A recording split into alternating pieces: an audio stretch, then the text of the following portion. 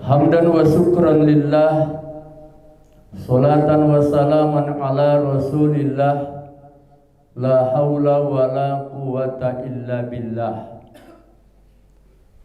Bapak Dr. Anwar Sadat yang mewakili Sivitas Akademika, seluruh bapak dan ibu yang memiliki pangkat dan jabatan struktural di UMN ini, para dosen, hadirin dan hadirat jamaah yang dimuliakan dan dirahmati Allah Subhanahu wa taala. Pengajian kita pada hari ini judulnya adalah Living Ending Sang Preman. Akhir kehidupan dari seorang preman. Dulu di Madinah ada namanya preman yang sangat ditakuti orang. Bengis, jahat, kejam, nakal, bandal, dojal, dajjal.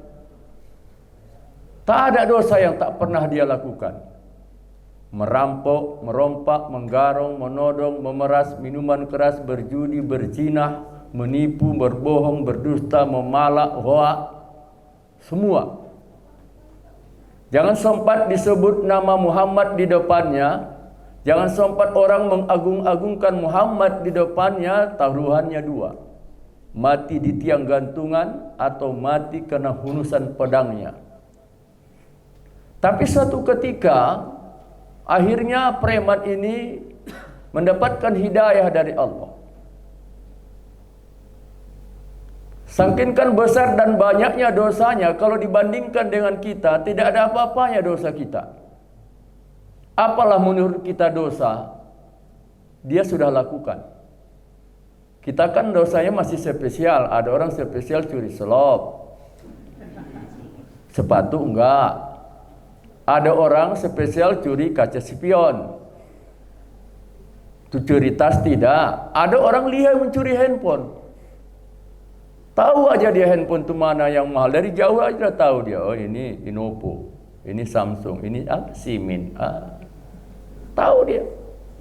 Lihai dia itu. Berember-ember, berliter-liter minuman keras sudah dia minum. Banyak wanita yang hamil tanpa ayah karena perbuatan ulahnya. Banyak orang yang tak percaya kepada Rasul karena informasi hoax yang dia sampaikan. Saking banyaknya dosanya, orang pun sudah mengklaimnya dia itu, ini jadi preman juga ini di nerakanya. Tapi Allah berikan hidayah. Dia masuk sebuah masjid. Masjid itu namanya ketika Khadimul Khair main Malikul Fat, dia beri nama masjid itu, namanya sekarang Masjid Umar Ibn Khattab. Masjid ini dulu sebelum ada Masjid Nabawi. Di masjid inilah dulu Rasul pernah menyampaikan kepada Aisyah, kalau oma-oma itu lebih baiklah sholat di rumah daripada di masjid.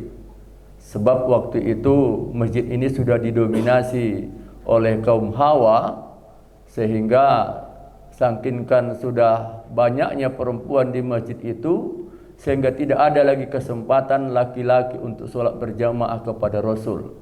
Sehingga ada sahabat protes, ya Rasulullah, ini yang berjamaah ini mak-mak aja aku tengok ini, macam mana kami punya kesempatan? Akhirnya Rasul menyampaikan kepada Aisyah, bilanglah sama oma-oma itu supaya mereka lebih baik solat di rumah daripada di masjid.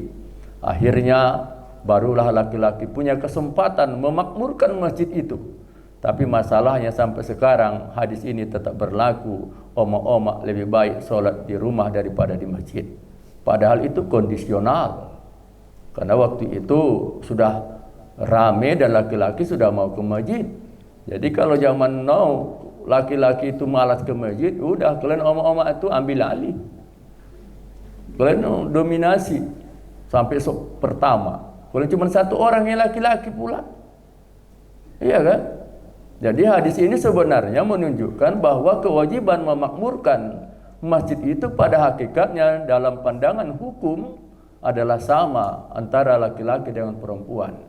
Jadi hadis ini jangan didiskriminasi sehingga Oma-oma tak wajib ke masjid. Ya kalau laki-laki sudah banyak. Kalau masih one-the-one-nya laki-laki itu pun sudah komat baru datang, udah kalian aja maju ke muka. Boleh nggak perempuan azan? Dalam batasan-batasan tertentu daerahnya boleh azan perempuan. Kalau memang tak ada laki-laki, ada laki-laki tapi sengau, yang sengau itu pun jadilah.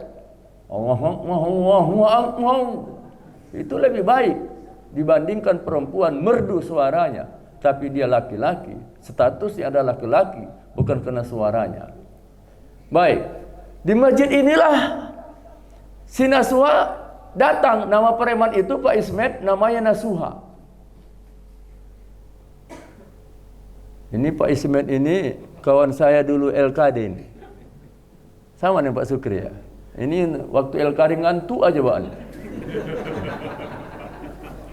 Instruktur kami itu Bu Asnil Aida. Kalau ada ngantuk itengok suruh nyanyi. Ini asalkan disuruh nyanyi, lagunya ada itu populer. Mari menyusun seroja. Itu aja lagunya sampai sekarang. Nggak ada yang lain-lain. Dia hobi suara dangdut, tapi kalau menyanyikan nggak bisa dia. Ini kelebihan kawan saya ini. Nah, si Nasuha ini begitu bandalnya, begitu jahatnya, begitu nakalnya dia. Akhirnya Allah berikan hidayah. Di Indonesia ini nama Nasuha itu populer 2013 karena dia pemain bola dari Palembang. Penyerang gelandang kanan. Itu namanya Nasuha. Pemain PSSI. Tapi di dalam Al-Quran ada namanya Nasuha. Nasuha ini masuk ke masjid. Ketika dia masuk masjid ini ada yang nengok. Yang nengok siapa? Mu'az bin Jabal. Mu'az bin Jabal pun ketika belum masuk Islam, ini pun preman juga ini Pak Rahmat. Preman. Sangkinkan remannya dia ini, kalau sudah berantem sama si Mu'az bin Jabal, kalau 1 lawan 2 itu enteng. Tapi dia kalah dengan si Nasuha. Jadi menurut perhitungan fisik berdasarkan pengalaman di lapangan selama ini, kalau ini dilarang ini si Nasuha bisa ujungnya berantem, kalau berantem taruhannya mati. Oh, daripada aku mati, pikir si Mu'az. Mu'az ini dulu ada kelebihannya, keberaniannya, itu meludahi Rasul ketika depan Abu Bakar. Asalkan jumpa Rasul, diludahinya. Sampai 3 kali diludahi. Abu Bakar diam. Ketiga kalikannya, pala Abu Bakar ditoyornya juga. Gitu-gitu, walaupun pengusaha kaya raya, pemain juga, ya kan? Ditoyornya, lari juga kawan tuh tewirit puntang panting tunggang langgam. Ketika mereka sedang berkelahi, Rasul ninggalkan. Dikejar sama Abu Bakar. Ya Rasulullah, kenapa kau tinggalkan kami? Bukankah kau tengok tadi, kau rasakan ketika bagaimana si Mu'az meludahimu? Iya. Ketika dia meludahiku yang pertama, engkau sabar. Malaikat berdoa supaya Allah berikan kemuliaan kepadamu. Ku aminkan. Yang kedua diludahinya aku diam dan kau sabar. Malaikat berdoa supaya Allah memberikan kekayaan kepadamu. Aku aminkan dan engkau sabar. Tapi yang ketiga, ketika kau sudah marah kepada si Mu'az, pada saat itu kau sudah bersekutu dengan setan. Yang kulihat pada saat itu bukan lagi Abu Bakar, tapi sudah iblis. Maka aku ingin meninggalkan. La takhdab walakal jannah. Jangan marah karena surga bagianmu. Siapa tak marah pula diludahi, ya kan? Apalagi kalau bulan Ramadan, dia pula yang meludahi awak. Ampunlah. Kayak kejadian beberapa pekan yang lalu. Bapak-bapak lagi lewat sepeda motor, ada anak muda nyebengnya, siu, palak dia, hampir jatuh dia kan. Pas di lampu merah berhenti kawan tuh, datang bapak itu diludahi, 3 kali, tapi nggak kena, rupanya pakai masker dia. Bunuhlah mulut tuh. Nah ini sabar kita. Dah. Akhirnya si Mu'az bin Jabal melapor kepada Rasul. Rasul ketika itu sedang berada di rumah. Rumahnya itu adalah yang sekarang Masjid Nabawi. Di samping kiri Masjid Nabawi itu ada makam Rasul. Di atas makam Rasul itulah dulu rumah Rasulullah sembari dia menerima tamunya. Datang si Mu'az melapor. Ya Rasulullah, si Nasuha sekarang ada di masjid. Mendengar nama Nasuha ada di masjid, membayangkan bandal jahat nakalnya selama ini, Sudah terbayanglah sahabat ketika itu dengan Rasul, ini pasti melakukan keonaran. Jangan-jangan dia hancurkan itu masjid, dia bakar itu masjid, dia ambil isi masjid. Sama dengan halnya umpamanya di kampung kita ada preman lontong umpamanya masuk masjid. Pasti dalam bayangan kita, bang, si anu di masjid lo bang, ku tengok tadi masuk. Pasti dalam benak kita, jangan-jangan dia ambil ini kotak amal. Mungkin juga ampli dia akan ambil, jangan-jangan juga keran dia ambil. Ada orang spesial Pak Ismet mencuri keran masjid. Matikannya sentral air, bukanya keran semua. Kan tak berceceran. Pandai juga dia memang tak mau rugi di masjid itu. Habis keran dibukain semua. Itu pernah kejadian. Dah singkat kisah, akhirnya Rasul dikompor-kompori sama si Muaz. Jangan-jangan ya Rasul, masjid itu sudah rata dengan tanah. Kita tengok tinggal puing-puingnya doang. Kita mungkin sampai di sana tinggal melengok asapnya doang ya Rasul. Semakin kencang Rasul berjalan diikuti sahabat. Sehingga orang pun tidak tahu kalau yang lewat itu adalah Rasul. Karena begitu banyaknya debu mengikut. Sampai di masjid itu, ternyata masjid itu utuh. Faktanya masjid itu tidak rusak. Dan tidak ada satu benda pun yang terlempar. Maka akhirnya mereka berserak, ada yang mengatakan 17, ada yang mengatakan 25. Kita ambil saja kesimpulannya antara 10 sampai 30 orang yang ikut itu. Mereka pun berpencar, mengintai, memantau, mengintip, menengok, memandangi pelan-pelan di mana kira-kira si Nasuha itu. Ternyata si Nasuha itu tidak mereka lihat. Di teras tak ada, di belakang, di emperan juga tak ada, kemudian di kamar mandi juga tak ada. Tapi mereka tertuju pandangannya ke depan. Ternyata si Nasuha itu sedang sujud di samping mimbar Rasulullah. Dalam sujudnya Nasuha, dia munajat kepada Allah. Dia mengatakan seluruh dosa-dosa yang pernah dia lakukan. Dia ucapkan dosa-dosa yang pernah dia buat. Dalam kitab Al-Haya'ul Mu'minun karangan Imam Al-Ghazali tentang bab taubat, kalau taubat itu munajat kepada Allah. Munajat itu apa? Kita ceritakan, kita bilangkan dosa-dosa yang pernah kita lakukan ketika sujud. Ya Allah, ampunkan segala dosa yang pernah aku lakukan. Aku menipu, menokok, berbohong, berdusta, berkahjab. Ya Allah, aku berzina. Ya Allah, sudah 5 kali aku ke padang bulan. Ya Allah, mulai dari Hotel Intan, Alam Indah, Katana, semua sudah aku datangi. Terakhir Karolin. Ya Allah. Itu Rahmat tahu itu. Dia ceritakan dosa-dosanya. Tapi saran saya, kalau ibu-ibu munajat tengah malam, jangan dengar suaminya.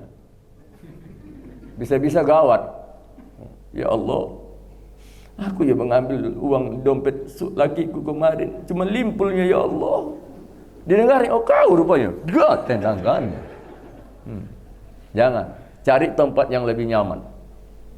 Di dalam sujudnya Nasuha, ketika dia munajat, dia ceritakan seluruh dosa yang pernah dia lakukan. Sahabat sembari mendengar, sayup-sayup mereka dengar.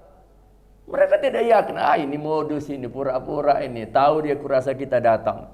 Mereka terus mengawal Rasul. Sehingga sampailah Rasul itu menyaksikan, melihat si Nasuha dalam sujud munajatnya dia. Sekitar jaraknya 1 meter. Kayaknya memang serius si Nasuha itu taubat. Serius betul.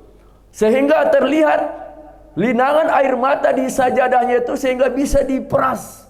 Saking banyaknya air mata penyesalan atas dosa yang pernah dia lakukan. Dalam hadis riwayat Muslim, ada 7 golongan yang mendapatkan naungan. Pada saat itu tidak ada naungan kecuali dari Allah. Satu di antaranya adalah orang yang sujud meneteskan air mata karena dosa yang pernah dia lakukan. Ini jangan ukurannya air mata ya. Yang penting penyesalan. Sekarang banyak orang nangis. Terkadang hilang suluk pun nangis itu ya. Muai raya nangis. Ya, jadi ini air mata penyesalan terhadap dosa yang pernah dia lakukan. Memang serius kayaknya. Pakaian yang dia pakai pun berpuluh basah. Sepertinya memang serius ini si Nasuha bertaubat kepada Allah. Rasul pun mendengar, sahabat pun mendengar jelas apa yang dia bilang di dalam sujudnya. Ya Allah, aku telah minum khamar, ya Allah, minuman keras berliter-liter, berember-ember, berderum, habis uangku hambur-hamburkan di meja judi, berdinar-dinar, berdirham-dirham. Banyak wanita yang hamil karena perilakuku, banyak anak-anak yang lahir tanpa ayah karena kebujatanku. Ya Allah, ampunkan dosaku, aku tidak sanggup engkau masukkan ke nerakamu. Ya Allah, Ampunkan segala dosa yang pernah kulakukan ya Rob. Si Nasuha ini puaslah dia terhadap dosa yang dia lakukan. Dia munajat, kemudian dia bangkit dari sujudnya. Dia lihat sekelilingnya ada sahabat, ada Rasul. Yang membuat dia takut dan pucat pasi, dia melihat ada Mu'az bin Jabal. Dia tahu Mu'az ini pun dulu nakal dan jahat. Akhirnya dia cepat merangkul Rasul. Dia rangkul Rasul, ya Allah. Ketika itu Rasul sedang berdiri, dia tarik tangannya sehingga Rasul pun duduk antara dua sujud. Dia meraung-raung menangis di hadapan Rasul, di depan pangkuan Rasul. Ya Rasulullah, ampunkan aku kepada Allah. Doakan aku kepada Allah supaya dosaku diampunkan Allah, taubatku diterima Allah. Aku menyesal terhadap apa yang kulakukan ini selama ini ya Rasulullah. Sekarang terpulang kepadamu ya Rasulullah. Bunuhlah aku, pukullah aku, terserahmu. Sekarang aku sudah pasrah. Aku tidak punya kekuatan dan tidak sanggup lagi menghadapi ini. Ya Rasulullah, maafkan kesalahan dan dosa yang pernah aku lakukan. Ya Rasulullah. Sepertinya Rasul pun akhirnya terpengaruh. Dan dia pun ada keseriusan yang melihat si Nasuha ini. Dan dia pun melihat sahabat-sahabat yang menyaksikan Nasuha ketika taubat. Tanpa disadari sahabat ketika itu berurai air mata membasahi pipinya. Menandakan ada kesan kalau sahabat-sahabat pun senang dan gembira kalau Nasuha itu bertaubat. Karena berdasarkan pengalaman selama ini banyak preman-preman yang taubat menjadi prajurit handalan. Termasuk Mu'az bin Jamal, Umar ibn Khattab itu ada preman-preman lontong juga dulu. Tapi akhirnya ditunjuki Allah menjadi pembela Rasulullah. Rasul pun akhirnya berpikir ini Nasuha bakal bertambah prajurit yang handal. Akhirnya sahabat pun senang dan gembira kalau taubatnya si Nasuha ini insya Allah akan menambah kekuatan Islam. Akhirnya Rasul pun berdoa supaya Allah mengampunkan dosanya dan diterima Allah segala amal ibadahnya, segala keburukan dan selama yang dilakukan selama ini agar diterima Allah taubatnya. Rasul berdoa, sahabat mengaminkan. Akhirnya legalah perasaan si Nasuha. Tenang dan anteng, ademlah pikirannya. Dia pun akhirnya melihat sahabat dengan senyum. Kemudian Rasul pun berdiri. Akhirnya dia tarik lagi Rasul. Dia minta maaf. Ya Rasulullah, terima kasih atas doamu. Akhirnya si Nasuha ini pun dalam keadaan duduk antara dua sujud Rasul. Si Nasuha pun berdiri mengangkat badannya. Akhirnya dia pun tersungkur di paha kaki kanan Rasulullah. Sekaligus Nasuha itu menghembuskan napasnya yang terakhir. Meninggal dunia si Nasuha. Allah turunkan Quran surah At-Tahrim ayat 8. Ya ayyuhalladzina amanu tubu ilallah taubatan nasuha. Hai orang-orang yang beriman, taubatlah kamu kepada Allah seperti taubatnya Nasuha. Jadi Nasuha itu nama orang. Allah nukilkan di dalam Al-Quran, Allah maktubkan dalam Al-Quran, Allah tulis di dalam Al-Quran untuk menjadi ikon taubat internasional. Kita bertaubat kepada Allah seperti taubatnya Nasuha. Dalam pandangan historis ada apa dengan taubatnya Nasuha? Dalam pandangan sejarah, taubatnya Nasuha, begitu bejatnya, begitu jahatnya, begitu nakalnya si Nasuha, tapi living endingnya dia bertaubat kepada Allah. Di akhir kehidupan Nasuha, dia sujud munajat kepada Allah. Sekarang siapa yang bisa memberikan jaminan kita nanti di akhir hidup kita meninggal dunia dalam keadaan bertaubat? Tidak ada yang bisa berikan jaminan. Muka-muka kita ini saya tidak menuduh, tapi melihat wajah-wajah kita ini hadir ini semua ini, saya termasuk Pak Anwar Sadat juga adalah muka-muka berdosa. Yang sakit hati Pak Anwar. Taubat aja kita banyak-banyak. Pak Sukri lebih banyak. Kita punya dosa semua. Tapi mari kita bertaubat seperti taubatnya Nasuha, mengakhiri hidup kita dalam keadaan sujud, dalam keadaan munajat, dalam keadaan bertaubat kepada Allah. Persoalannya lahir kita secara Islam, diajarkan kita waktu lahir. Hidup kita secara Islam, dididik kita secara Islam, berinteraksi kita secara Islam, bermuamalah kita secara Islam. Tapi siapa yang tahu ketika meninggal dunia dalam Islam? Khutbah Jumat selalu khatib menyampaikan, ya ayyuhalladzina amanu taqullaha haqqa tuqatih wala tamutunna illa wa antum muslimun. Hai orang-orang yang beriman, bertakwalah kamu kepada Allah sebenar-benarnya takwa, dan jangan kamu mati sebelum dalam keadaan muslim. Muslim dibagi dua, muslim dalam keadaan beragama Islam dan muslim dalam keadaan selamat di akhir hidup kita mengucapkan lafzu jalalah kalimatut thayyibah la ilaha illallah. Tapi siapa yang bisa menjamin itu?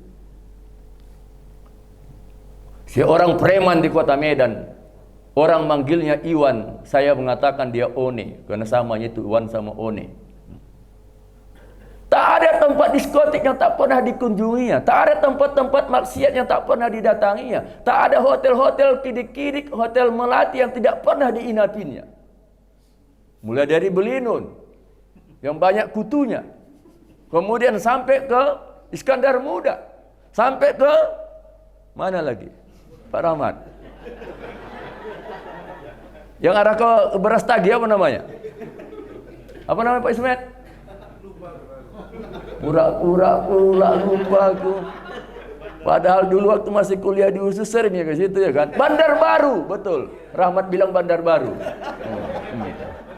Kalau dia hafal aja yang gitu-gitu itu ya kan. Bandar Baru. Siapa yang bisa menjamin? Namun akhirnya preman ini berangkat dia ke arena diskotik. Dugem dia malam Ahad. Semua sampai pagi. Alkohol berbagai merek sudah dia minum, mulai dicap topi miring sampai mensen sudah dia telan. Ekstasi, sabu-sabu, pil koplo, pil anjing. Apalagi yang kuning itu warnanya pil apa namanya? Pil apa namanya yang kuning itu yang kecil itu? Kapok. Apa? Kapok. Apa namanya kapok? Ah itulah dia yang sering bapak pakai itulah ya kan? Nah, udah dia telan. Akhirnya dia sampai jam 4 pagi. Dia pun keluar dari diskotik.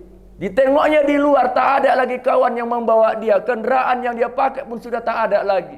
Akhirnya dia putuskan cari taksi. Taksi pun tak ada, becak pun tak ada. Kemudian pun akhirnya dia jalan kaki pulang ke rumahnya. Sekitar 100 meter lagi sampai di rumahnya, dia mendengar sayup-sayup ada masjid, mendengarkan kumandangan ayat Al-Quran sebelum azan. Si Iwan ini pun akhirnya masuk ke karangan masjid. Sampailah di teras masjid. Rupanya marbot yang di situ lagi membersihin lantai, ngepel lantai. Ditengoknya. Ya kawan. Iya Wak. Ngapain kawan kemari Wak? Wak aku mau tobat aku Wak. Cabut. Kau pura-pura kau. Tahu aku ulah kau. Tak ada duit kau kan? Cabut. Wak serius aku mau tobat aku Wak. Tidak, cabut kau. Pergi lagi si Iwan ini kan. Datang lagi dia. Tadi kan aku bilang kau pergi. Pergi kau tidak. Wah aku serius. Wah aku mau tobat. Wah sekarang ku tanya kau. Kalau bisa kau jawab. Oke kau taubat kau ya. Kau sekarang kemarin mengapain? Mau sholat subuh. Wah oke aman. Yang kedua. Tanya kau. Kalau bisa kau mandi kau. Apa itu Wah? Sholat subuh berapa rakaat? 3 rakaat. Wah cabut. Jadi berapa Wah? Cabut kau. Dah. Pergi dia. Satu persatu ditunggunya orang lewat di pagar masjid ya kan. Terakhir ada Wak lewat. Wak, apa Wan? Ngapain kau sini Wan? Wak aku mau tobat Wak. Wak mau kemana Wak? Ya sholat lah Wan. Sholat apa Wak? Sholat subuh. Wak berapa rakaat Wak sholat subuh? Ya 2 rakaat lah Wan. Wak aku aja 3 disuruh pulang Wak. Apalagi Wak 2. Ajablah Wak nanti. Wan memang tak ada loh tak kawan. Azan berkumandang, qomat pun dilaksanakan. Si imam yang menjadi marbot tadi pun jadi imam. Allahu Akbar. Takbir pertama, si Iwan pun lari ke kamar mandi. Dia bersihkan badannya, dia pun sholat di samping teras sebelah kanan. Kayak mana orang di dalam, dia pun ikut sujud, ikut ruku, ikut sujud, ikut ruku. Siap sholat, assalamualaikum, berzikir, salam. Akhirnya mereka pun satu persatu meninggalkan masjid. Si imam marbot tadi, yang marbot jadi imam tadi pun keluar. Ditengoknya di teras kanan itu, si Iwan itu masih sujud. Dalam pikirannya, entah ada loh tak si Iwannya pula. Karena mau kemarin mau tidur Den. Tapi ditengok tidak ada gerakan. Lantas si Marwat pun mengolengkan badan si Iwan, langsung jatuh. Ternyata sudah kaku. Sesungguhnya si Iwan itu tadi dalam keadaan sujud, dia dicabut Allah nyawanya. Dia mati dalam keadaan sujud.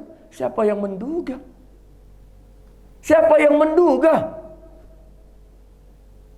Tapi jangan pula gara-gara ini kalian ke diskotik, besok subuh datang ke masjid, mati kalian. Tidak. Mati kepilnya kalian nanti. Mati kodok jadi. Banyak kisah histori kehidupan testimoni orang. Dulunya dia bejat, jahat, nakal. Tapi di akhir hidupnya bertaubat. Faman taba min ba'di julmihi wa aslaha fa innallaha yatubu alaihi innallaha ghafurur rahim. Barang siapa yang bertaubat kepada Allah meninggalkan kejolimannya, kemudian dia mengiringinya dengan amalan soleh, maka taubatnya diterima Allah. Dan sesungguhnya Allah penerima taubat dan maha pengampun. Tak ada dosa yang tidak diampunkan Allah. Persoalannya sekarang kita tidak tahu. Di Brayan Kota orang manggilnya Sam. Dia ini pemalak. Dulu di bawah jembatan layang itu ada lapak jualan. Kalau dia lewat dari situ, kalau nggak di store 10.000, harapan lapaknya itu nanti malam sudah hancur lebur dibantai si Sam ini.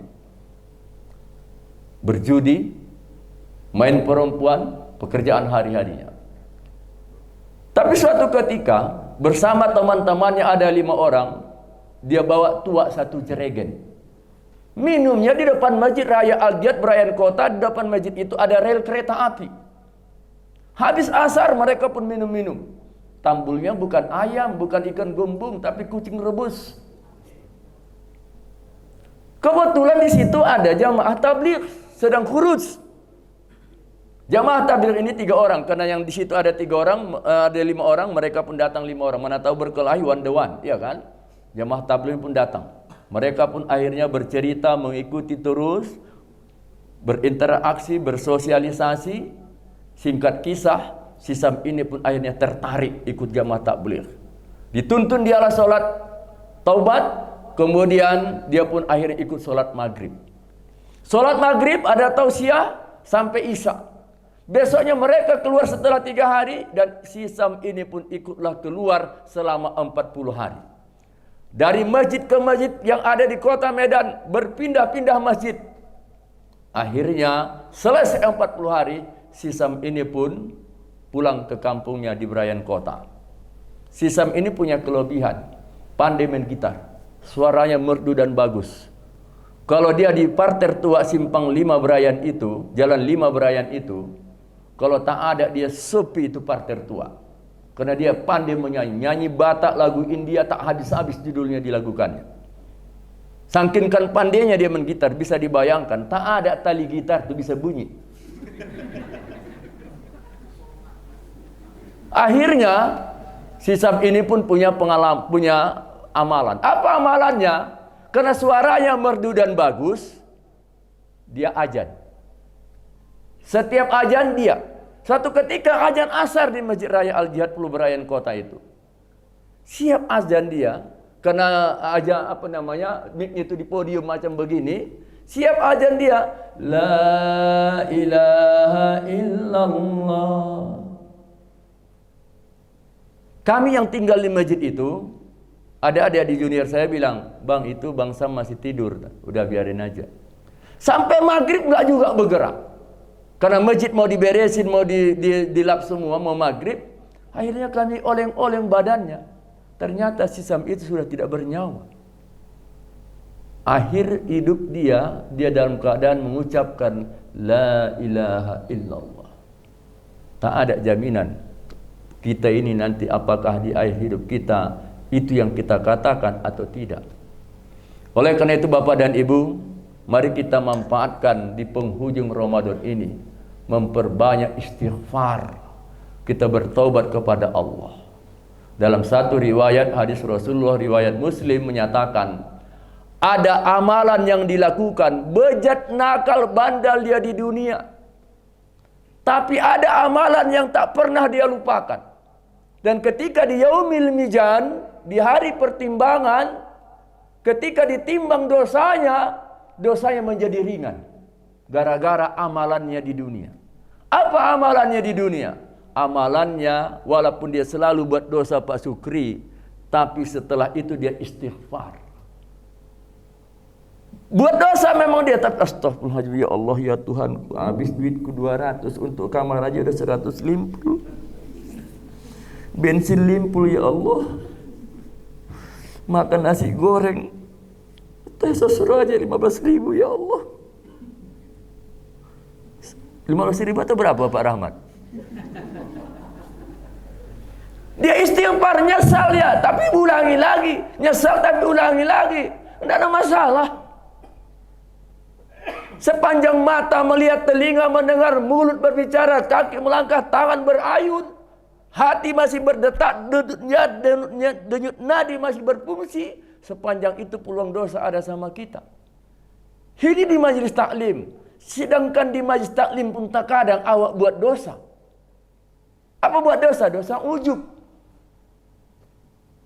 Pak Daud, macam dia aja yang betul ya. Dosa kalian. Saya umpamanya baik buruk sangka sama Pak Anwar Sadat. Ini sudah ketiga kali saya datang Ramadan ini. Ada atau tidak ini kan gitu kan? Ada. Alhamdulillah. Karena saya kemarin di salah satu perguruan tinggi swasta di Medan ini ngisi pengajian zuhur, baru sekali saya datang ke situ Pak Rahmat, pulang saya dikasih 1 kotak sirup. Baru sekali. Apalagi 3 kali. Ini Pak Anwar Sadat, sekedar bercanda aja nih, saya berharap Bapak serius gitu kan. Nggak ada yang bisa menjamin. Walikulli ummatin ajalum, fa ijajalum la yastaqriruna sa'atum wa la yastaqdimun. Setiap umatku itu ada ajalnya. Apabila datang ajalnya, tidak ada yang bisa menunda, mempercepat walaupun sesaat. Siapa yang bisa menjamin kita nanti meninggal dunia? La ilaha illallah kita bilang. Saya sudah banyak orang yang meninggal dunia, yang alim selama ini pun tak sanggup menghadapi sakaratul maut. Apalagi preman lontong. Kita bimbing dia zikir. La ilaha illallah. Tahu kita selama ini rajin dia beribadah, tahu kita selama ini tahlilan, tak pernah dia lupa malam pertama sampai malam ketiga, apalagi malam ketiga wajib datang dia itu. Mending orang meninggal, belum meninggal kan tuh hadir dia. Saking kan rajin, tapi living endingnya susah dia mengucapkan la ilaha illallah. Bukan tidak mungkin itu terjadi pada kita Pak Ismet. Jangan Bapak pikir kena lobe putih udah hebat kali kita. Tidak. Jangan Bapak pikir pula macam aku nih. Oh, aku rasa Pak Daud ini kalau meninggal dunia aman. Belum tentu. Teruslah kita bertobat. Anggaplah solat kita itu yang terakhir. Ya Allah, jadikan solatku ini untuk mengarahkanku tetap bertobat dan istiqomah kepada Allah Akbar. Assalamualaikum. Baru lagi pakai sepatu awak. Cantik juga ibu tu. Dosa kita. Ada peluang. Maka terus kita perbanyak istighfar, karena istighfar itulah nanti yang akan meringankan dosa kita. Coba kita tes. Astaghfirullah Rabbal baraya, astaghfirullah minal khotoya. Sama-sama. Astaghfirullah Rabbal baraya, astaghfirullah minal khotoya. Sekali lagi. Astaghfirullah,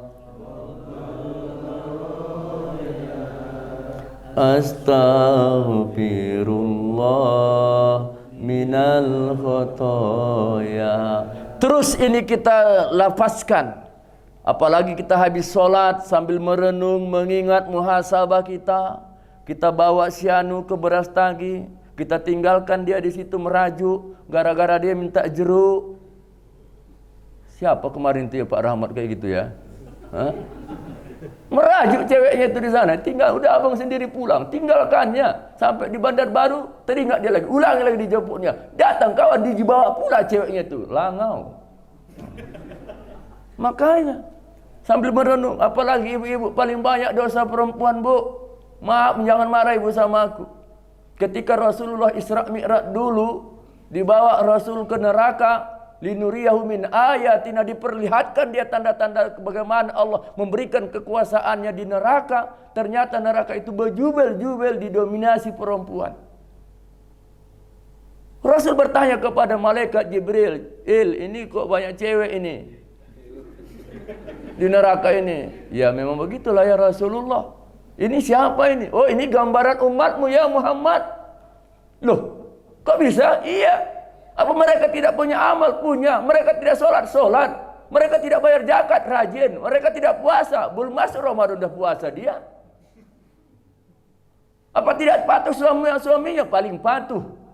Dia kalau pergi suaminya sampai tak nampaknya suami baru masuk dia. Habis sholat duha lagi dia. Lalu apa mereka membuat ini masuk neraka? Kok lebih banyak mereka lebih di neraka ini? Apa dosa yang mereka lakukan? Tahu ibu apa dosanya? Siapa bisa jawab? Ku kasih beras 5 kilo. Karena ibu-ibu ini, oma-oma ini, wanita ini tidak bisa menjaga lisannya. Lancip, lanjus. Kalau udah lanjus dia sombong, sum'ah, ria, ujub. Awak nanya dari mana dia, sampai ke Kota Pinang boleh ceritakan. Kakak dari mana? Tapi dari Nibung Raya beli mobil Pajero Sporty. Padahal kemarin beli lakikunya ada Xenia yang Matic. Anakku tak suka, mesti setuju ke R3 katanya. Jadi 3 lah di rumah sekarang mobil. Jadi Pajero inilah nanti mau kami bawa ke Kota Pinang. Di Kota Pinang ada sawit kami 800 hektar. 2 kali Mandoro, sudah sekali Mandoro 800 juta. Itulah mau kami jemput adikku yang menjaga di sana. Di sana insinyur pertanian dari Medan Area. Katanya tak sempat dia transfernya ke Kota Pinang, disuruhnya kami datang rong abang katanya. Itulah nanti uang itu kami gunakan untuk berangkat umroh. Umroh lah kami pakai 20 hari. 6 hari kami di Mekah, 6 hari di Madinah. Udah itu 3 hari 3 malam kami di Turki, jalan-jalan ke Istana Erdogan. Sampailah kami nanti ke Brunei Darussalam, Turciti, ada rumah apung di sana. Salat maghrib lah kami nanti Masjid Bengawan. Katanya di situ ada sajadah Raja Bulkiah Brunei Darussalam berlapis emas, kepin juga lah menengok di situ. Terakhir nanti Bapak pikir nanti kami sampailah nanti ke Singapura. Jalan-jalanlah kami naik darat ke Malaysia. Di Malaysia kami nanti jalan-jalan kami ke 3 tempat. Di Pasar Seni beli oleh-oleh, kemudian ke Putrajaya nengok Istana Menteri Mahathir Muhammad dulu. Udah itu terakhir kami foto-foto lah di Twin Tower. Ada yang nanya, itu namanya lanjus. Jadi saya kira demikian yang dapat saya sampaikan. Semoga kita bisa menjadikan nasuhah ini sebagai ikon taubat kita. Kita jadikan ibrah dan pelajaran bahwa setiap manusia itu ada peluang berbuat salah, ada peluang berbuat dosa. Tetapi insya Allah dengan istighfar kita terus menerus, insya Allah dengan istighfar ini akan Allah ampunkan dosa kita. Dan insya Allah akan diringankan dosa kita pada di yaumil mizan nanti.